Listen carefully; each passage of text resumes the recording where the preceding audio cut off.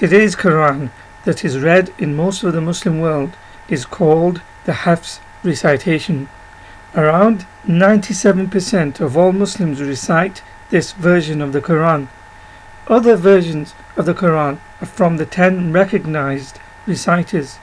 Each of them have their own set of student transmitters from which more versions of the Quran are derived, namely Warsh, Qalun, Al-Bazzi, Qumbul, Ad-Duri, Al-Susi, Hisham, Ibn Dakwan, Shu'ba, Khalaf, Khalad, Al-Layth, Isa ibn Wardan, Ibn Jummaz, Ruwais, Ruh, Ishaq and Idris.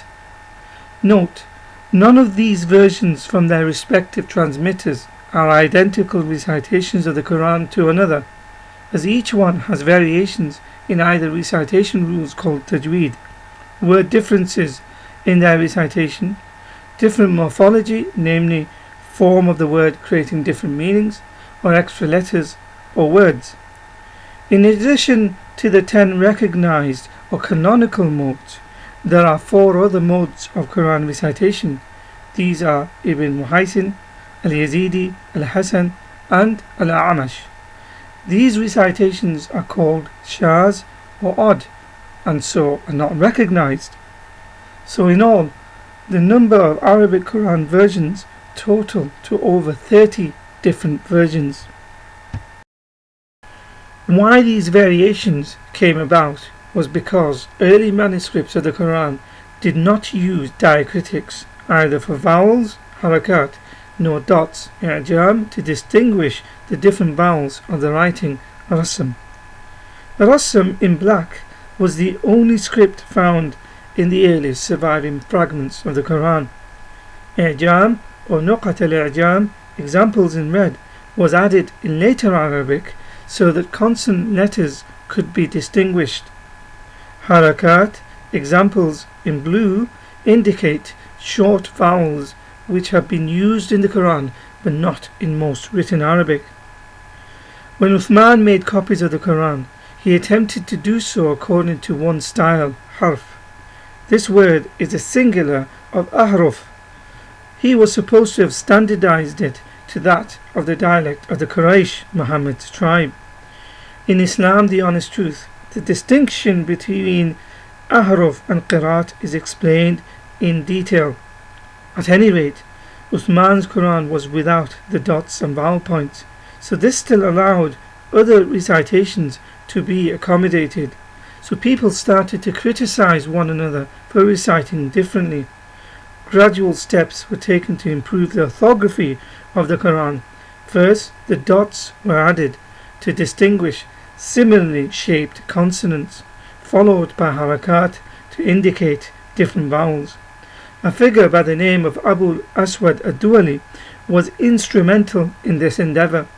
Islamic tradition honors him as the father of Arabic grammar. Before the variations were finally committed entirely to writing, the Quran was preserved by recitation passed down from one or more prominent reciters of a style of narration who had memorized the Quran, known as Hafiz or Qari, reciter. It developed during the period of the Tabi'un, approximately 650 to 797 AD. The Tabi'un were the generation who did not live during the lifetime of Muhammad. Rather, they lived at the time of the companions of Muhammad. So the main reciters of the Quran, i.e. the Tabi'un, would have received their Quranic teachings second-hand. Nonetheless, these reciters became renowned as teachers of Quranic recitation in cities such as Mecca, Medina, Kufa, Basra and Greater Syria, Sham. They attracted students from all over the expanding Muslim state, and their modes of recitations were then attached to their names. It is therefore commonly said, for example, someone recites according to the reading of Asim. However, for the Muslims, this did not mean that these reciters are the originators of these recitations, simply that their own recitation goes back to the prophetic mode of recitation through an unbroken, authenticated chain. Authenticated here means there are no gaps. nor any liars or people of dubious character within this chain of transmission, otherwise it is rejected. There are several problems with the Islamic narrative. Firstly, the Tabi'un did not hear the Quran directly from Muhammad. Secondly, even if it is claimed they heard it from the companions of Muhammad, as evidenced in part 1 of these video series, the companions themselves disagreed and disputed about the Quran. Thirdly, the definition of a companion is disputed. This is explained in the book Islam the Honest Truth. Therefore, the definition of what is a tabi'un cannot be stated with any certainty. Finally, there is a problem of authentication of the transmission of the Quran, as it comes from dubious sources, as will be evidenced shortly in this video. From all the different versions of the Quran, one particular Quran recitation that has reached overwhelming popularity is the Hafs version. This was brought on by the standard Egyptian edition of the Quran, first published on 10th of July 1924 in Cairo. Its publication was seen as a terrific success, and the edition has been described as the official text of the Quran, so popular among both Sunni and Shia Muslims that the common belief among less well-informed Muslims is that the Quran has a single, unambiguous reading, namely this 1924 Cairo edition. Further, the mass-produced printing press increased the availability of the written Quran, but also made this one version widespread at the expense of diversity of the other Quran recitations. The original goal of the Egyptian government in publishing the edition may not have been to delegitimize the other Quran recitations, but to eliminate variations found in Quranic text used in state schools, and to do this they chose to preserve only one of the many readings, namely that of Hafs. According to the largest website for the content of Islamic rulings, Islam Web, the reason for the overwhelming popularity of Hafs is that it is easy to recite, so Allah has chosen it to be widespread. The link to the website is in the description below. Here is a typical picture of a Hafs Quran printed by the King Fahd printing complex in Saudi Arabia.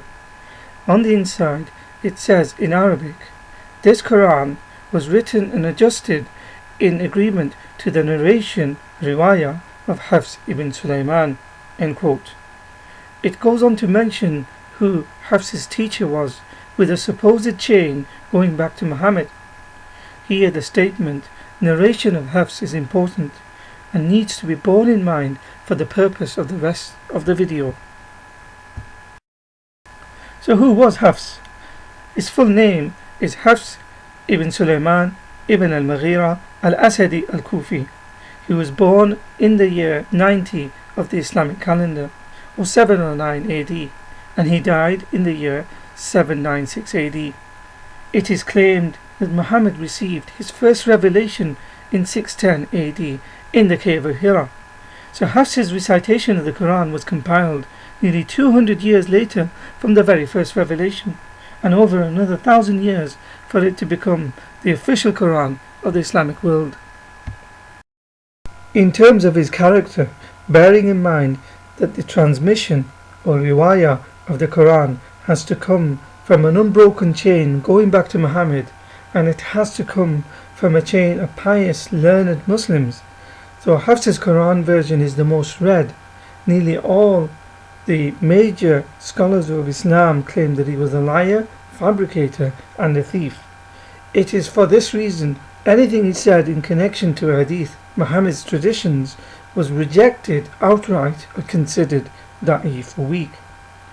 Many of the books and major scholars who say this are cited in Islam the Honest Truth. By way of a few examples, Ibn Hanbal called him a liar and a thief. Ad-Darimi says he is not trustworthy. Al-Bukhari in his book Tarikh al-Saghir says that he is a fabricator. Muslim ibn al-Hajjaj says he is rejected. An-Nasai says he is rejected and not trustworthy. Ibn Hibban said he was a fabricator and a thief. Ad-Darqutni said he is weak, and Bayhaqi said about any book by Hafs is thrown away due to his lies. Al-Dhahabi called him a thief. Ibn Hajar al-Asqalani in his Tahdhib al-Tahdhib, Volume 2, page 21, said Hafs is a liar, he is to be wiped out for eternity. These prominent Muslim scholars said this about Hafs because he lied in making up quotes and stories about Muhammad. Therefore, anything he quoted in a hadith, it was rejected straight away. The consequences of lying against Muhammad are explained in Sahih Bukhari, Hadith 106, where Muhammad is quoted as saying, "Do not tell a lie against me, for whoever tells a lie against me, then he will surely enter the hellfire." In Sahih Muslim, Hadith number 3, Muhammad says, "Whoever lies against me intentionally, let him take his seat in the fire."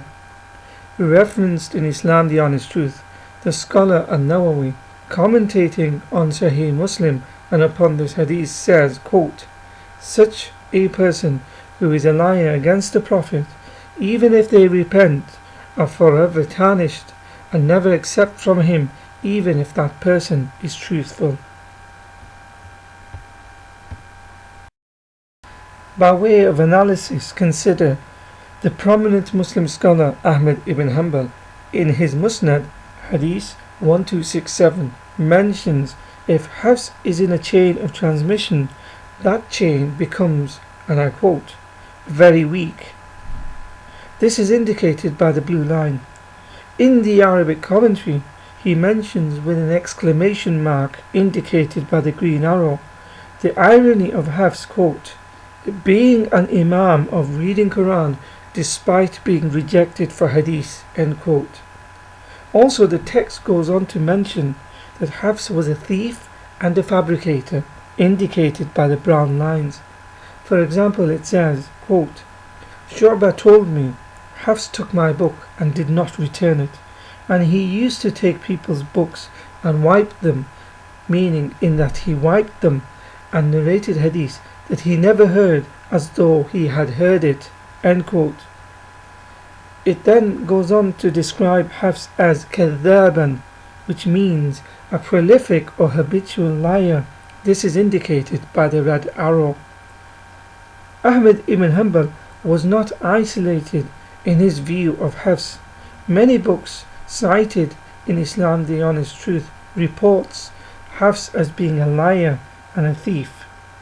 Books such as Du'afa Saghir, Volume 1, page 35, Al-Majruhain, Volume 1, page 255, Mizan al-Iqtidal, Volume 2, page 315, At-Tahdhib At-Tahdhib, Volume 2, page 21, Al-Jar wal-Ta'dil, Volume 3, page 173, and many others. This is why no one took his testimony seriously. Apologists argue Hafs was weak only in hadith, but when it came to the Quran, he was strong. However, the scholars cited say he was not only weak, but also a liar and a thief. No matter the apologetics, it cannot be justified or excused, because Hafs was accused of lying and fabricating against Muhammad's statements. Is it really believable that only when it comes to Allah's statements, the Quran, he is truthful? After all, Hafs is too unreliable a person to enter in the lesser form of Islamic literature, the Hadith. Yet, he is the main person who narrates the higher form of Islamic literature, the Quran, Allah's words. In reality, what it actually means is that by Hafs being in the transmission chain of narrating the Quran itself becomes a weak or da'if source of literature. Therefore, no Muslim could ever say that the Quran has a transmission chain that is sahih or authentic, as Hafs's very name in a hadith transmission chain makes it weak. It stands to reason, according to the very standards of Islamic scholarship, for textual authentication and criticism that the Quran comes from a weak source and therefore should be rejected. What about Hafs's teacher Asim? His full name was Asim ibn Abi Nujud al-Asadi. He was also Hafs's father-in-law. Unfortunately, he too was considered a liar. The great Islamic scholar Yahya al-Qattan said he was weak in memorizing and that he makes mistakes and fabricates. This is found in Al-Mizan al-I'tidal, volume 4, page 13, where al-Qattan adds, quote, Asim is a bad memorizer, end quote. Ahmad ibn Hanbal in his Musnad, volume 3, page 227 said he was not trustworthy, and Nasai said he was not a Hafiz, memorizer of the Quran. In the Siyar and A'lam and Nubala, Ad-Darqutni says in his recitation was a problem, fi shay, and was a bad memorizer. Not only was there a problem with his memorizing ability, but also in his trustworthiness. It says in Al-Mizan al-I'tidal, volume 4, page 13 by Al-Dhahabi, Asim was not trustworthy. On the same page, it says when Asim's name appears in a hadith chain, such as that of a Tirmidhi hadith 396, the hadith is weak and rejected simply by his name being in the chain of narration. Similar to his student and son-in-law Hafs, no one accepted his hadith either due to his bad memory or unreliability, which is why An-Nasai and Al-Qutni, Al-Bukhari, Muslim al-Hajjaj, and many other well-known hadith compilers did not accept both their testimonies. In At-Taghrib At-Tahdhib, volume 1, page 455, Ibn Hajar al-Asqalani says, Asim was deluded, waham. A legitimate question is, why do some countries and mosques ban Qurans if there is supposed to be only one Arabic Quran, or if their differences are so minute it does not really affect the overall meaning? The reality is there is a problem from which the source of the Quran comes from, that the differences in the Arabic Qurans are significant, and depending on the region, one of the Quran versions are banned over another. The Hafs Quran is not allowed to be read in Morocco in congregational prayers within mosques and other parts of North Africa. For example, in An-Nahar, 25th of January 2013, is an article that says Algeria prohibits Hafs Quran recited in its mosques. Conversely, in a Tawassul, 6th of April 2016, is an article that says Saudi Arabia prohibits its imams to recite the Quran other than Hafs version at all its mosques. The links for the articles are provided. As an illustration, consider some of the differences between Hafs and other versions.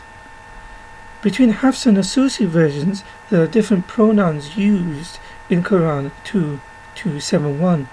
In Hafs it says, He will expiate from you sins, yukaffiru. In Asusi it says, We will expiate from you sins, nukaffiru. In Hafs there is a grammatical error that is not in the Ru version of Quran 2:48, with the word be accepted in the masculine form in Hafs, yuqbalu. The actual word should be in the feminine form, tuqbalu, found in the Ru version, due to it corresponding to the feminine word shafa'a, intercession. When Hafs is compared to Aduri, there is a completely different word used in Quran 2:219. In Hafs it says big, kabir. In Aduri it says lot, kathir. When Hafs is compared to Al-Bazi, there are different verbs used in Hafs. Quran 3:146. It says fought in the active tense, qatala, whereas in Al-Bazi it says was killed in the passive tense, qutila. There are completely different words used in Hafs Quran 43:19 when compared to Hisham. In Hafs it says servants, ibad. In Hisham it is in the presence of, inda. There are variations in text from a statement to command in Quran 21:4.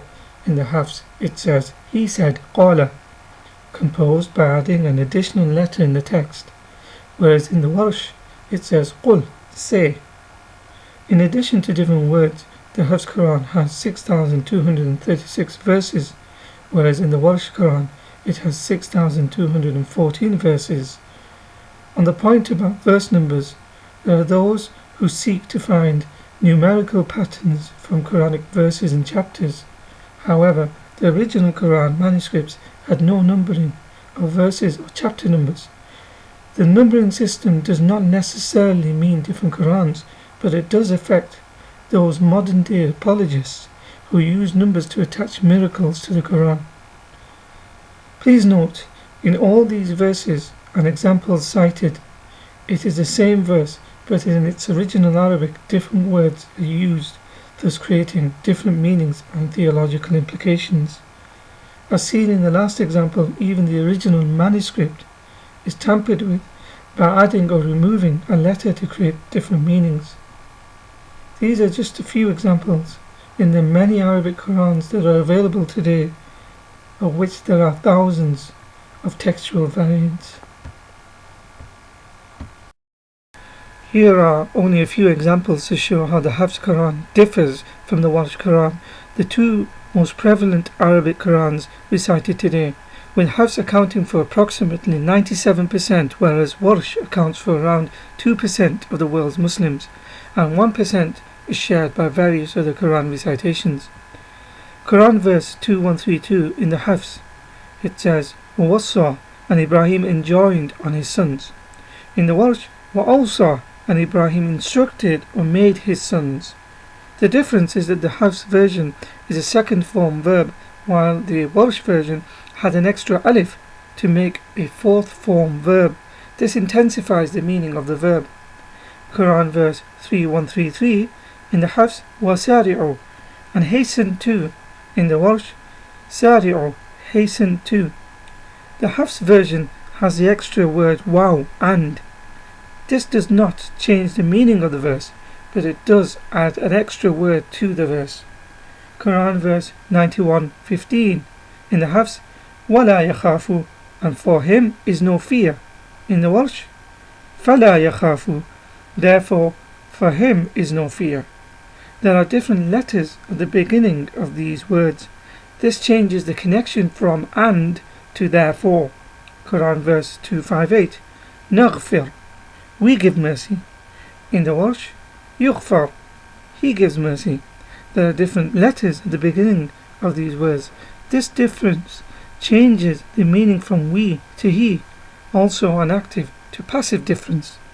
Quran 2140, تَقُولُونَ, you plural say. In the Hafs, in the Warsh, يَقُولُونَ, they say.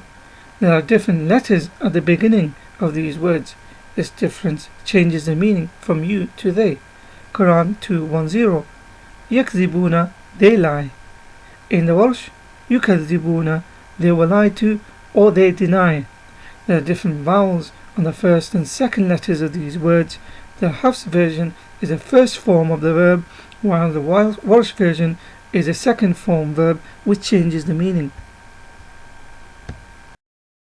Quran 2259 in the Hafs, نُنْشِزُهَا, we shall raise up. In the Warsh, نُنْشِرُهَا, we shall revive or make alive. There are different root letters in these words, and this makes two different words. The two words have a similar meaning but are not identical. Quran 381 in the Hafs, آتَيْتُكُمْ, I gave you. In the Warsh, آتَيْنَاكُمْ, we gave you. There are different letters in the middle of these words. This difference changes the meaning from I to we. Quran 4152, يُؤْتِيهِمْ. In the Hafs, in the Warsh, نُؤْتِيهِمُ, we gave them. There are different letters at the beginning of these words. This difference changes the meaning from we to he. Quran 2:9. In the Hafs, يَخْدَعُونَ, they deceive. In the Warsh, يُخَادِعُونَ, they seek to deceive. The Hafs version is a first form of the verb, whilst the Warsh version is a third formed by having an extra letter in the verb, which changes the meaning. Quran 2:184 in the Hafs, ta'amu miskin, feeding a poor man. In the Welsh, ta'ami masakina, feeding poor men. There are several different vowels in these words. This changes the noun from singular to plural. It also changes the number of people required to feed in order to redeem oneself for failing to fast. Quran 28:48 in the Hafs, Siharani, 2 works of magic. In the Welsh, Sahirani, 2 magicians. There are different vowels on the first 2 letters of these words. This changes the word from an active participle in the Hafs version to a dual noun in the Welsh.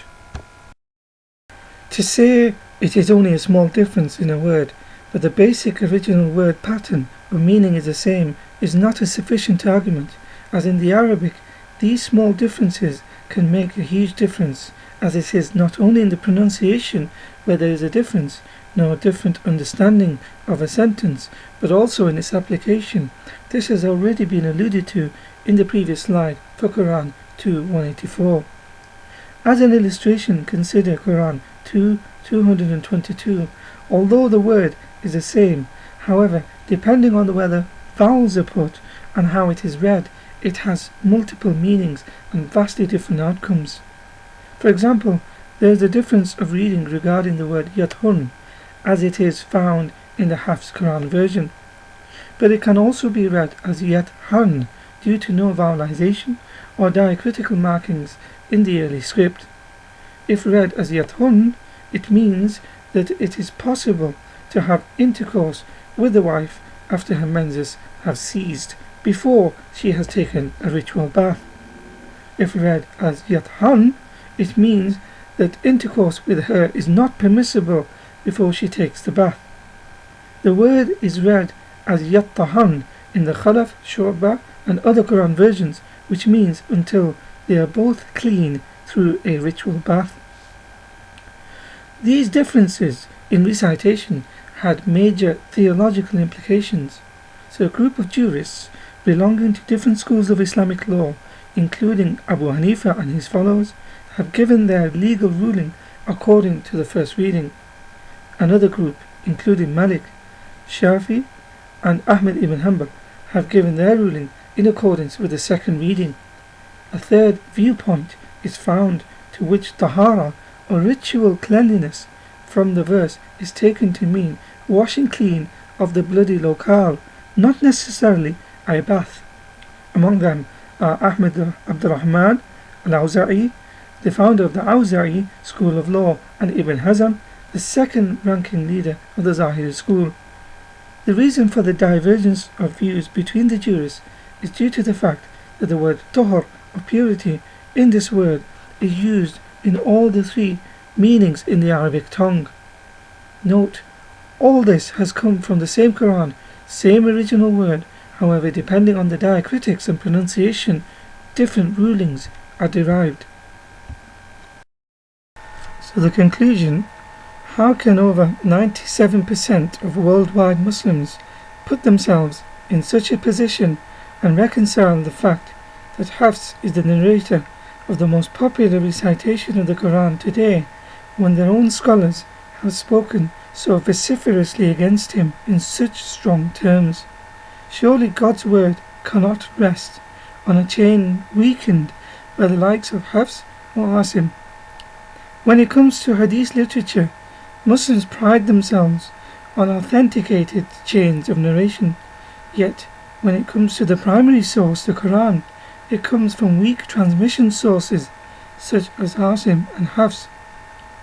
The explanation that Asim and Hafs were only unreliable in the field of Hadith, yet fully trustworthy in the field of transmitting the recitation of the Quran, is problematic and irrational on so many fronts, because they are still admitting that these 2 individuals were still considered unreliable in the lesser form of transmission, namely Hadith, but are trustworthy in the higher form, the Quran. Secondly, it does not explain that Asim was considered untrustworthy, and his student and son-in-law Hafs as a liar, thief and fabricator. It is illogical to suggest that these are the very same people who are rejected in narrating hadith because they lied against Muhammad, yet they are truthful and accepted when it comes to the Quran, as they never lie against Allah. A question that must be answered is, how can a source of salvation ever be taken from anyone accused of lying, theft, unreliability, delusion and untrustworthiness? Finally, there are significant differences between different Arabic Qurans. This has caused theological implications and disagreements, not to mention one version of the Arabic Quran being banned in some countries in favour of another.